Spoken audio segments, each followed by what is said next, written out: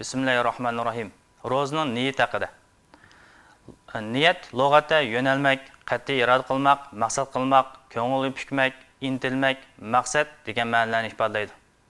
Ammo niyatning istilohiy ma'nosi Allohning roziligiga erishish orzusi bilan Allohning hukmiga bo'ysunish uchun bir ishga intilish, iroda qilish degan ma'noni ifodalaydi.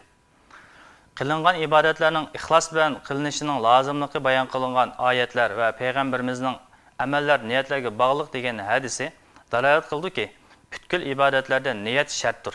Jumladan ro'zami shartdir.